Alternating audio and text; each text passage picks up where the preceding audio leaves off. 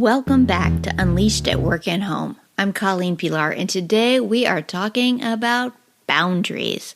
Boundaries. It is such a tough topic for pet professionals. So many of us struggle with feelings of sadness, anger, anxiety, guilt, shame, resentment.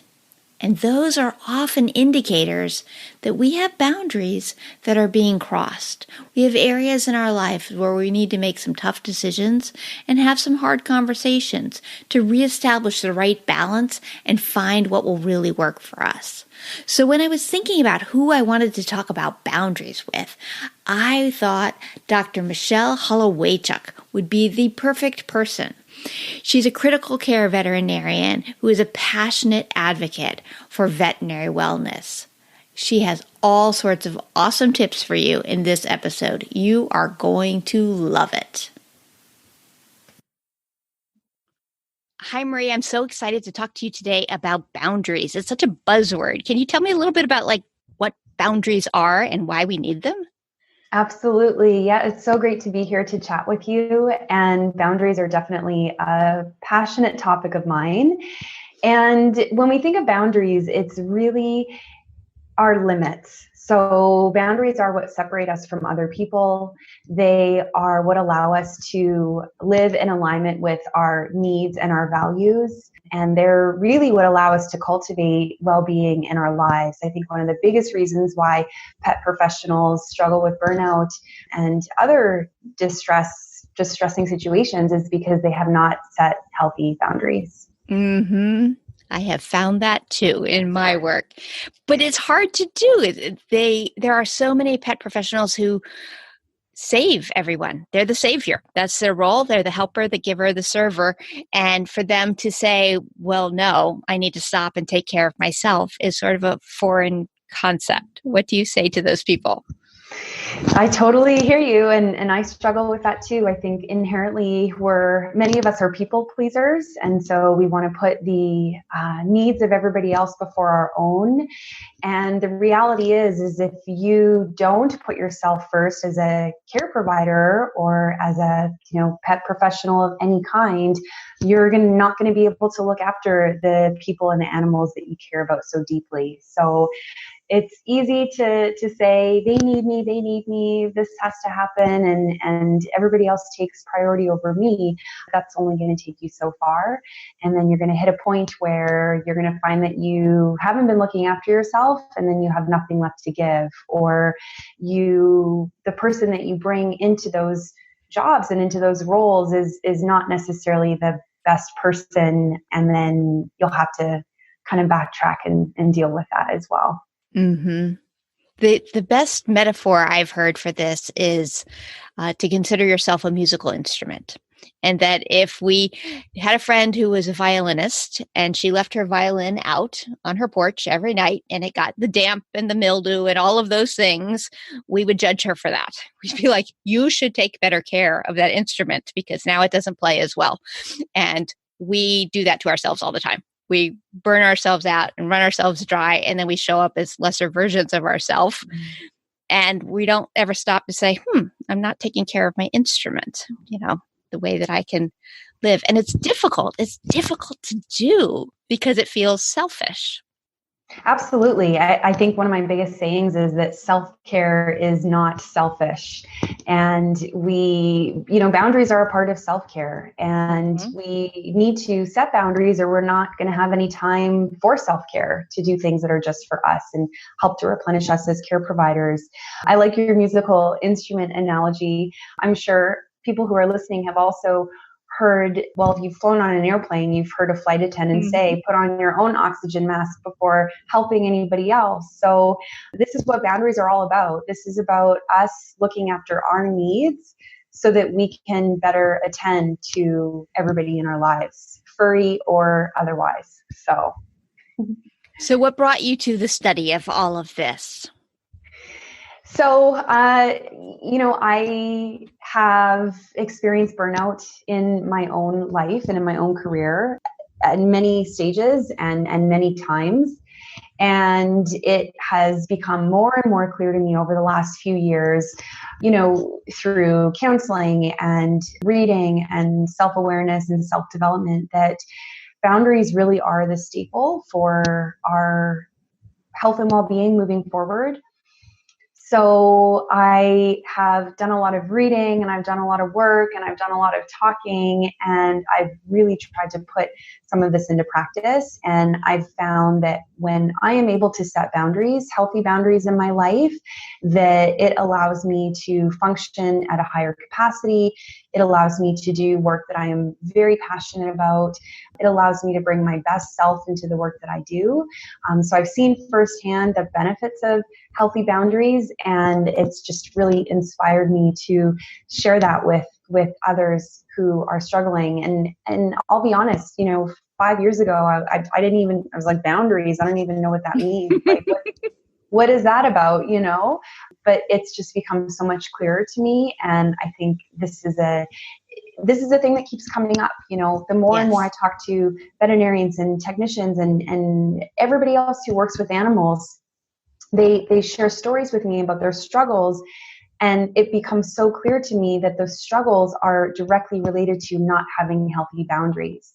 So, I hear veterinarians often say, well, I have to be there for my clients because they expect that of me. And if I'm not there for them, then they're going to go to another clinic, or they're not going to want to see me anymore. And, that's letting another person dictate your life. And that's not a healthy boundary. Or I'll have technicians say to me, I have a colleague that's always calling in sick, and I'm always picking up her extra shifts. And, I haven't had a weekend off in however long. And, always looking to somebody else in terms of what the issue may be. And again, the issue is that's not a healthy boundary. You can only work so many days in a row. You can only work so many weekends. You can only work so long without a day off. You need time for you too. And so again, recognizing like, what are those unhealthy boundaries, and how can we interject and make them healthy again? It's really tough because when you talk to people about things like this, the first thought is, I can't change it. The technician who the coworker keeps calling in sick, she feels stuck. Like this is my job. I can't say no. I have to cover them. And it's tough to stop and think, well, what do I have to say yes to? And what am I choosing to say yes to in a way that I probably need to draw this boundary? Yeah, no, absolutely. It is hard, and what I hear more often from, pet professionals is, but what about the patients? Then it's the patients that suffer. If I don't come in for that shift, then who's going to work? Well, the bottom line is nobody else is thinking about you in this situation. As much as we like to think, or we find ourselves thinking that the world is going to collapse if we do not go into work, or if we do not do these things, it's simply not true. They will find a way. Things will happen, as they're meant to happen. And we cannot take responsibility for everything and everyone in every situation. And so, yes, there's going to be guilt that creeps up. I think especially when we start setting boundaries, it can be really hard. There's that immediate feeling of like, oh, I feel so bad. I'm this bad person. I'm not, taking these shifts. So if we go back to the technician example, they might say, I feel guilty for not taking this shift, which is okay. That's normal. You're human. You're going to feel guilty. Of course you want to be helpful, but then they take it a step further and they feel shame. And so they say, well, I'm a bad technician, or I'm a bad coworker, or if this is a friend they're working with, I'm a bad friend. And that's the negative spiral that we can't let ourselves go down. We have to think, okay, I have needs too. And in order for me to be a great technician and a great friend and a great coworker, I have to make my needs a priority. And if they haven't recognized it yet, they will find themselves in a situation where they haven't made themselves a priority, and then stuff goes wrong. And I'll be honest, the last few months, I've been incredibly overscheduled, and I've let my boundaries slide. And I found myself working 3 very long shifts in a row, 14 hours long. And by the end of my last shift, I realized I had made a really serious mistake at work. And it hit me really hard. And thankfully, we recognized it. It was a drug overdose. We reversed the patient. Everything was fine. But that for me was a wake up call. That was an indication that, okay, I have let my boundaries slide.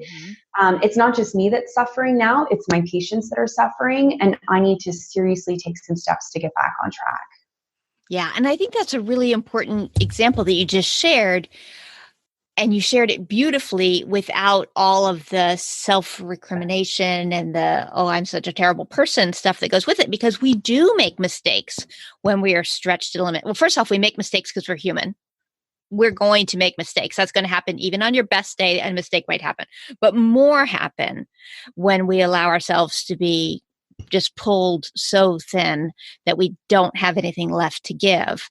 And that's what happened in this case. And you were able to see, oh, wait, this is not a sustainable way. And I need to put these boundaries back into play for myself and for my patients.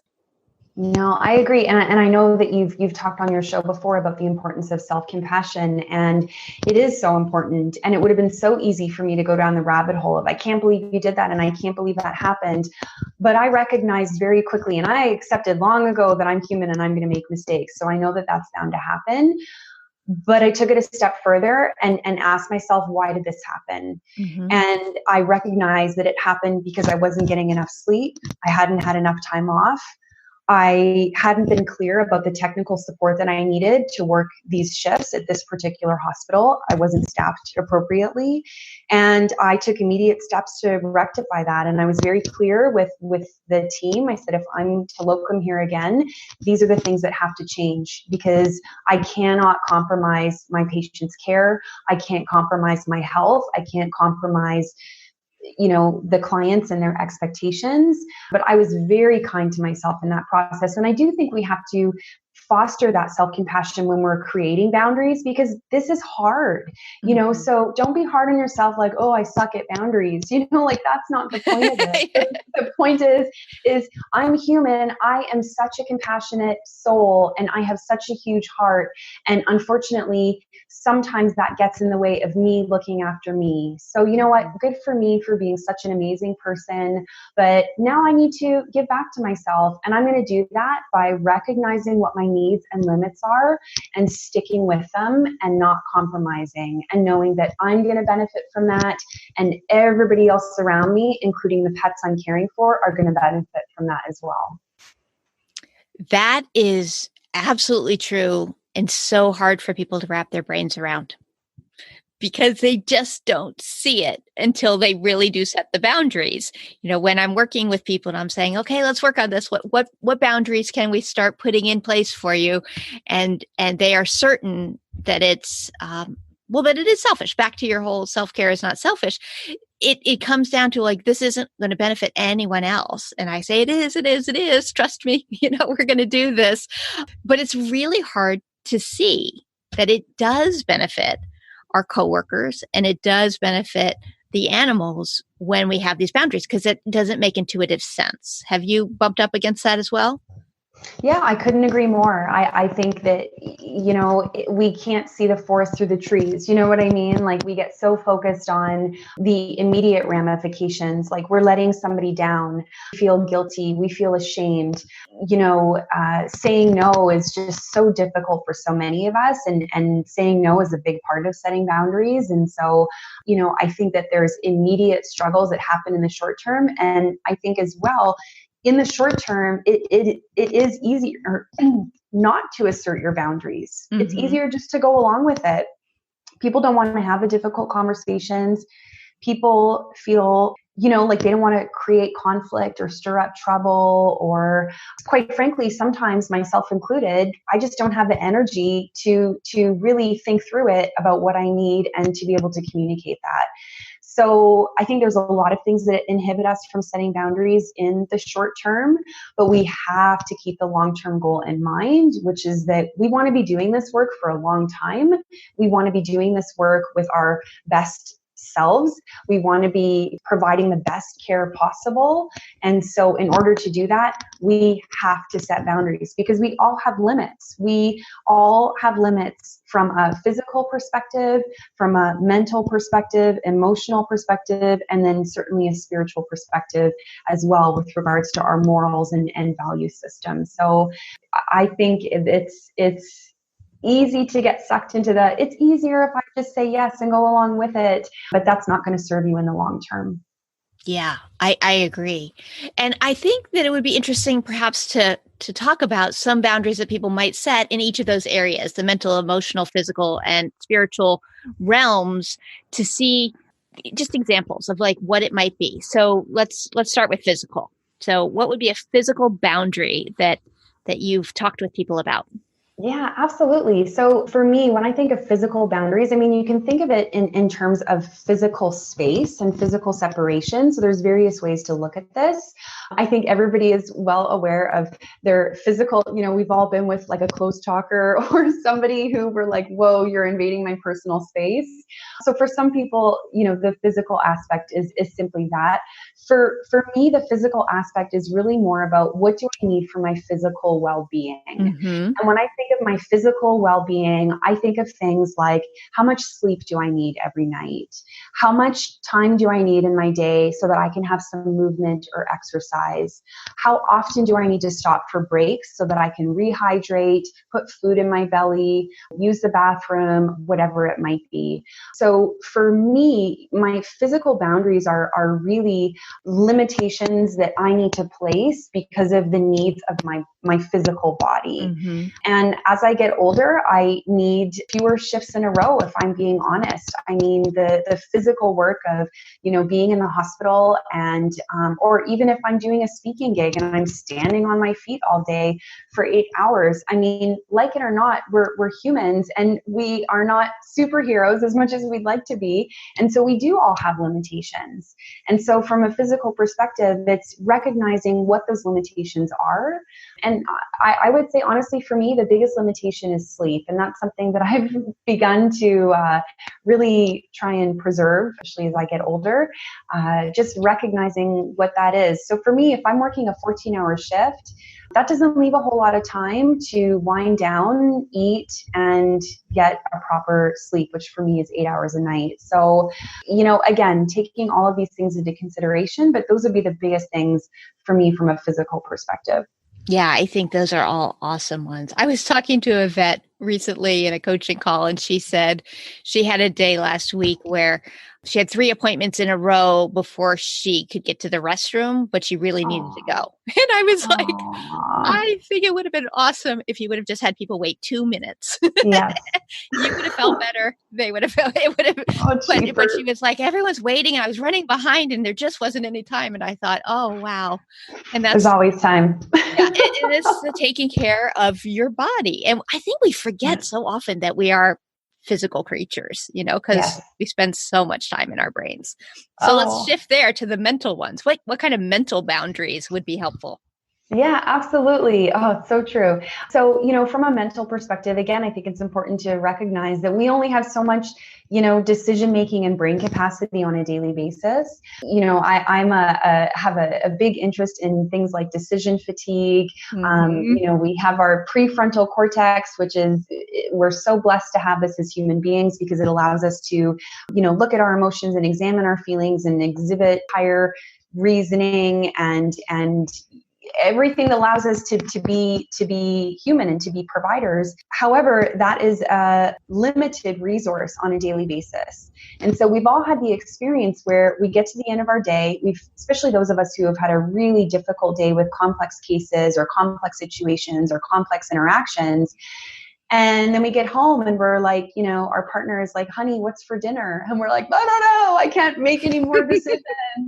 And there's science behind that. You can't make a decision because you're depleted. Your brain is depleted. So I know for me, when I'm scheduling my days or planning my shifts or, arranging my life, especially my work life where I'm making very complex decisions or I'm dealing with complex situations, I need to be mindful of the fact that I only have a certain amount of brain power and I'm going to need time to recharge. So for me, it really hits me at about the 13, 14-hour mark of a shift. And let's be honest, I don't plan to have shifts longer than 12 hours. In fact, most of my shifts are scheduled as 10 hours. Many of them end up going to 12. But when I'm getting beyond that, I need to be very careful about the decisions that I'm making. And so again, these are limits that we set on ourselves. We're like, you know what? Then somebody fires off an email to us. Hey, I need your advice. I need you to do this. I need you, whatever. I need to check in with myself and say, hey, okay, I'm getting to the 14th hour of a very long day. I can't respond to this email right now. And I might respond back right away and say, hey, got your message. It's been a tough week. I'll get back to you tomorrow or by the end of the week. But really, again, recognizing our limits. And from a mental perspective, there is only so much decision making and complex thinking that we can do in a day. So how can I fix that? And maybe too, it's not just about structuring your workday and everything else, but maybe it's about structuring your life outside of work.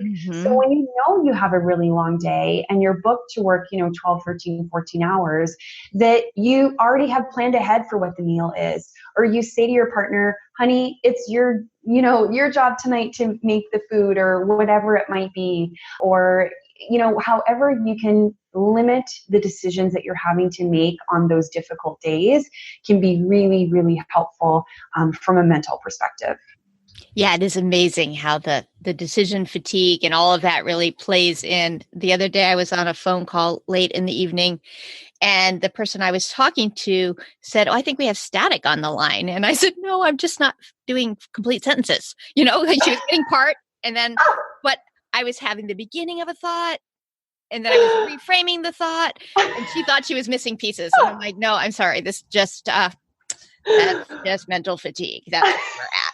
But I felt like, oh, that's awesome. Yeah. The genius you're talking to, static on the line. I should have just blamed it on static. We should have. Oh, boy. So how about emotional boundaries? Yeah. So, important. These are really important for me. Our emotions, this is all about how we manage our feelings. This is about our, interactions and our relationships with people. Again, I know for me, in order to manage my emotions, I have to take steps during my day to be able to mitigate that. So I need a little bit of movement in my day. Again, for me, exercise is helpful for the physical form, but mostly for my mental health. So I know, especially this morning, I had kind of a rough morning, and I said to myself, I'm going to get to the gym and I'm going to get a bit of movement in. It's only going to be for 20 minutes because it's a busy day, but I know that this is what I need for my emotional well-being. So again, this is about our needs, like recognizing this is what I need for my emotional well-being. So I need to have a day that allows time for that. Emotional well-being is also very much about social connection. So we also need time for connection, whether it's time to connect with your loved ones or to really connect with the people that you work with on a non-work related basis or whatever it might be. Yes. A lot of my emotional well-being too comes from professional support. And so, I see a counselor on a regular basis. That's a non-negotiable for me. That's something that, again, is a need for me and that I have to schedule into my time. I really hope that many of the people who are listening have work in a workplace that also allows them to do that, so that if they needed to step away from work to speak to a counselor, psychologist, social worker, what have you, that would be recognized and supported. So all sorts of other tools that we can work into our day in terms of managing emotions. So mindfulness is really important for me. I try to start each day off as well, in addition to my exercise with meditation too. So it's important about recognizing where we need support and how we can make sure that we incorporate that support into our life. And if we're, moving on through our workday and we find ourselves in a situation that has high emotions and we don't feel that we're being heard or listened to or treated with respect or anything else, those can be situations where boundaries are crossed as well. And sometimes the way in which we treat each other as team members, or that our clients treat us, or the people that we're helping, sometimes those cross boundaries. And again, we're treated in a way that is not respectful and not appropriate. So recognizing that and speaking up for ourselves. I've had to tell clients before, it is not okay for you to speak to me this way. If you continue to use this tone, or if you continue to use profanity, or whatever your limits are, we're going to have to end this conversation. And so outline what the consequences will be. So emotional is a big one, but there's definitely a lot of boundaries wrapped up there too. Yeah, there's so much in the emotional piece. And I think recognizing all of those elements is really important. And that does seem to be an area that I've found some people struggle, because there's so much emotional manipulation in certain relationships. The client who is scared probably, but winds up lashing out at everyone in the hospital, having a boundary set. Like, no, this, here are your choices. You can get yourself under control, or you can leave, but you can't stay here and continue doing that. On the one hand, it's tempting to just go with the short-term solution of like, let's just deal with this person and get them out. But we wind up carrying some of that residual with us, and the more it happens, we have to decide. And then there are definitely people who have family members or friends and colleagues who play the guilt card, or well, if you really cared, you would. And all of those pieces need some boundaries around them too.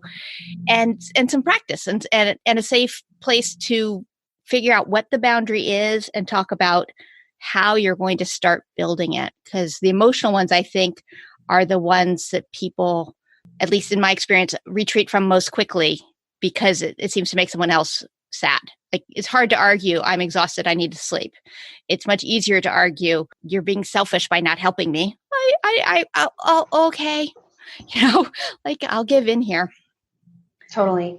Yeah, I think recognizing, when that emotional blackmail happens, if you really loved me, then you would do this, or, if you really cared about animals, then you would do this. Those people do not have healthy boundaries. When they're putting that on you, completely inappropriate, recognize it as such, and say the contrary. In fact, I absolutely care about animals, and it's because I care about animals so much that this is why I'm making this decision, or whatever it is. But you're right. It takes practice. And I agree with you completely that those who are closest to us in our lives are often the ones we struggle the most to set boundaries with. And I know I've definitely experienced that in my life as well.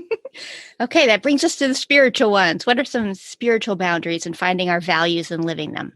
Yeah. So, I don't want anybody to be put off by the word spiritual. I know some people are like, oh, spiritual, and they think I'm going to talk about religion or something. And that might be part of what it is to some people. You might need a certain amount of time during your week or during your day for prayer or reflection or whatever practice that you have in your life. For me, when I think of, pet professionals and spiritual boundaries, it's more about sticking with practices that abide by our morals and our belief systems. Mm-hmm. So I'll talk about this mostly from the perspective of veterinary care provider, only because that's where my experience is. But, especially as an emergency veterinarian, we have clients that come into the hospital, they have pets in life-threatening situations. The costs are very high, and very often the owners cannot pay.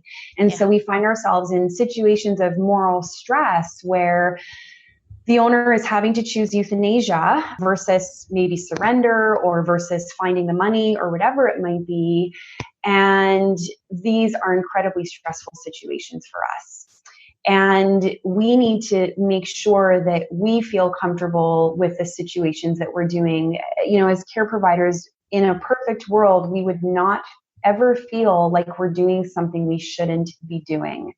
But that is the reality of veterinary medicine. I have absolutely had to euthanize young animals that I could have saved. I still think to this day, I was working an emergency shift, and there was this dog that was just dropped off in the middle of the night in the foyer of the hospital. And it was a little puppy, and the team came, and they're like, oh, it's a puppy. Somebody must have just surrendered it. They couldn't look after it, blah, blah, blah. They took it to the back. They offered the puppy food, and the puppy wouldn't eat the food. Well, puppy wouldn't eat the food because puppy had parvovirus. Mm. So, here we go. Then we've got this unowned animal that needs care. We talked to the shelter. The shelter, for many different reasons, could not foot the bill for the puppy's care. And I ended up having to euthanize this puppy. And those situations are so hard because I know I could be saving that animal. There's some circumstances and that puppy, if there's anything that I took away or that sort of helped me through that situation, is he was really unstable. He needed very intensive care. It wasn't a run of the mill, you could send this puppy home sort of parvo case. So, but we are sometimes faced with situations where we know that we should be doing something else. And so sticking true to what our morals are, what our beliefs are. This could be, in reference to, doing cosmetic surgeries, doing procedures that we haven't been trained to do, having conversations that we don't feel prepared to have. Wherever you find yourself in a situation where something tells you that this isn't right and that this is not your conversation to have or your procedure to do, or that you should be doing something else. Again, that's where we need to set limits. And I've definitely set limits from the perspective of I do not euthanize a healthy animal unless there is very sound cause to do so. And that just is helping me to align with why I went into this profession. So that's a really big thing when it comes to spiritual boundaries, I would say. Yeah, it really does. And I think that excellent examples of it, taking it from the religious overtones, which definitely relate to so many people, but we all have our values, however they are maybe expressed, and we need to live in accordance with them. One other area that I've found helps people with when we talk about the spiritual side is moments that you find awe, like the periods where you marvel and feel. And so regardless of your religious beliefs, it could be, when I'm taking a hike in the woods and I see the leaves blowing, I feel awe. Or when I'm watching dogs run through a field, like I can see behind you, there's a photo of a dog leaping in grass. And I'm like, that would be a moment that your heart just goes, oh, yay. And taking the time and energy to preserve space for those moments, to lean into them and to really feel it matters. It matters a lot. And then all of these become areas that we jettison when we get busy. We're like, I don't have time for the hike. I don't have time to go to the gym. I don't have time to sit. And or pee. Yeah. And it's hard to reframe that. But in terms of in the business books I'm reading, all of the benefits of having the boundaries and making sure that people are healthy on all these levels, on the physical, mental, emotional, and spiritual levels, have tremendous return on investment. I mean, people are happier, they're more engaged, there's less turnover, there's less absenteeism, there's, fewer conflicts between people, there's more creative thinking. And so we kind of go, it's a no-brainer. Of course, we should just all be focused on resilience and thriving and creating these workplaces. But the reality is it takes effort to do it. And it seems easier in the short term to just be the people pleaser who just gives in. Yeah, absolutely. You said it beautifully. And I love your definition of awe as your spiritual wellness. I think that's a perfect way to put it. Mm-hmm. Mm-hmm. So for someone who knows that he or she needs more boundaries, what are some baby steps that you suggest for them in getting started and creating their boundaries? For sure. I think with anything where we create change in our life, there needs to be a little bit of self-awareness and self-reflection that take place. So you could simply sit and reflect on everything that we've just talked about and say to yourself, like, what are my physical, mental, emotional, and spiritual limits? And writing them down, getting really clear about them, and thinking about situations in your life where you've maybe let them go, or ways in which you have not stuck with them or asserted them. And if you're really having troubles even imagining where you have compromised boundaries, one of the things that I do is just tune into myself and into my body. If I have feelings creep up like resentment or anger or frustration, very often it's an indication to me that a line has been crossed. Mm-hmm. And so if I find myself in a situation where I feel those feelings, or I even physically experience like a knot in my stomach or tears welling up in my eyes, I can take a moment then to ask myself, okay, what is it about this situation, this expectation, this interaction, or whatever is going on here that does not align with me? Something is not gelling here. I'm feeling taken advantage of. I'm not feeling appreciated. I'm not feeling heard. I don't feel like my needs are being met. And then what can I do to overcome that? And then as far as baby steps go, it's really picking boundaries, at least in the beginning, that are the least threatening and feel comfortable for you to assert. Mm-hmm. So, it might be as simple as, I'm not going to check work email on the weekends. That's a boundary. I'm preserving my weekend time for family time.